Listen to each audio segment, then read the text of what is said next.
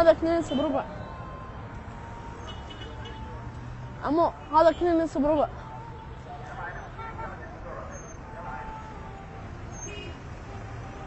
عمي هذا 2 ونص بربع. لا عمي.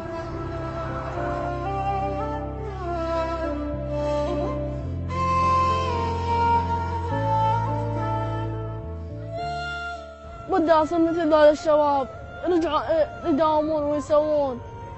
انا يعني هم بدي اصير مثلهم. انا يوم اللي اطلع للشغل اهلي ياكلون ويوم اللي ما اطلع ما ياكلون. وابوي رجال كبير يشتغل عماله، يشتغل عماله ويدفع لي الاجار. واحنا حالتنا تعبانه.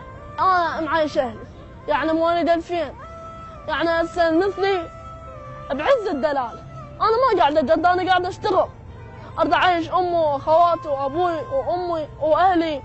والله يا عم اطلع من ال5 ساعة من البيت ما ارجع لهم الا الساعة ب3 من 4. والله عم ذاك اليوم واحد رحت له قلت له عم تريد عليك؟ عم هو مشاكل هو وحده وياه.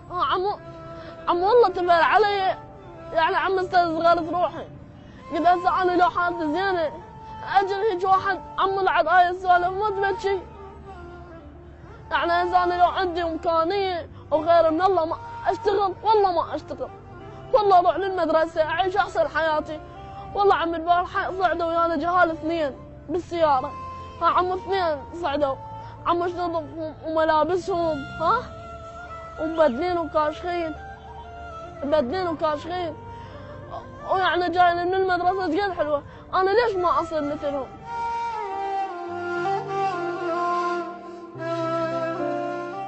هاي من ولدت من هاليوم انا ما بدي يوم فرحان والله.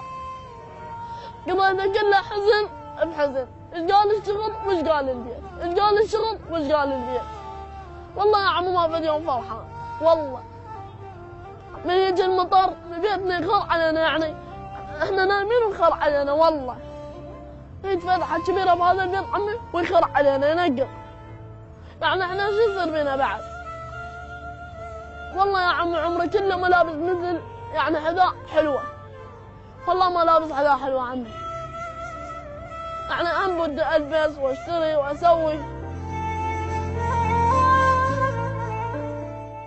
يضربوني ويقتلوني. يعني انا شو مسوي لهم؟ مو مثلهم عراقي. هاي هسه لو ابنهم يحجون يسوون هيك وياه وتقول حسبي الله ونعم الوكيل.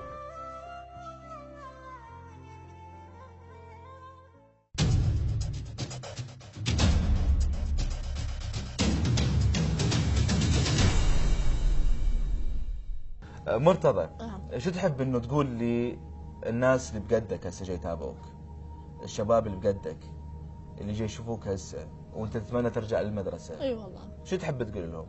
شو اقول لهم؟ انا اقول لهم انا هم اريد ارجع للمدرسه وحق موسى بن جعفر عمو وحق كل حرف بالقران من الساعه 6000 ضاعت عمي. وخاب محمود قال لي مرتضى يلا على السريع ترى قاعد يخابروك. عمو قلت له والله محمود وقف لي بس وقف لي هسه انا راح اروح. عمو انا بالساعه ادور عليه وانه 6000 دينار وكنت ابكي عليه الليل ما لقيته. هو انه 6000 تقول ضايع لي مليون. عمو انا لو عندي ما اقهر عليه ولا ابكي.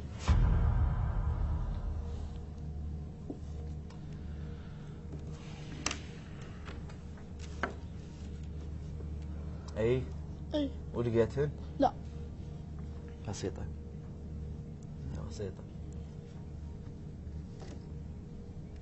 انت باستمرار بالشارع. يا عمي يضربوني ويسوون يا عمي ويطردوني يقولون المرأة اذا تشتغل بهاي الشارع. اقول لهم عمو الرزق على الله. يعني انا عمي كل واحد هو 2 و3 تعرف السوريين عمو 1 و2 و3. لا انا بوحدي عمو. ويعني من ذاك يوم الله 2 موتون تموت. لا عندي اخو يمي ويحاميني ولا عندي بن عم. يعني ما عندي واحد يحاميني اذا ضربني بس الله يحامي. وبقيت ساكت؟ اي. ما قلت لابوك مثلا؟ والله قلت له عمو قام يبكي. والله يقول لي لا عندي امكانيه ما خليك تطلع. امك شو تقول؟ عمي شو تقول؟ ساكت. والله اليوم انا طلعت صار لي يومين ما طالع. اليوم طلعت من دوشت واحد من الفراش. تعبان عمي مثلي يظل نايم مرتاح. والله يا عمي شوف ولد جوارين ولد عمي خير من الله. كل واحد تليفونه اسطوله بيده وملابس وطلعه. والله انا ما عندي عمي لا موبايل لا آية. هذا اشتريته قدد التليفون ونعمه. اقول الحمد لله والشكر. ما اريد اتفيق على واحد. شو تريد؟ كل العالم جاي يسمعك هسه. جاي يسمعك رئيس الوزراء، وجاي يسمعك الوزير، جاي يسمعك الناس المعنيه، شو تحب تقول لهم وانت طفل عراقي؟ هاي طفولتنا. بس اريد اوضح لكل العالم انه هاي طفولتنا احنا. هاي طفولتنا. بعدها بعمر بسيط وحامل مسؤوليه. اللي مثله مثل ما ذكر هو بقيه البلدان بعدهم مدللين حضن امهم وابوهم. هاي طفولتنا. واحنا يبيع علاليق ويمسح جام بالشارع.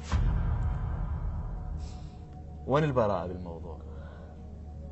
وباكر عقبه انه احنا من يكون هو مثلا لا سامح الله انه من يكون مجرم بالمستقبل، من يكون انسان غير محبب بالمجتمع، نجي ونسجنه ونحكمه اعدام ونعتبره كذا. مو احنا من يمنا، احنا من يمنا.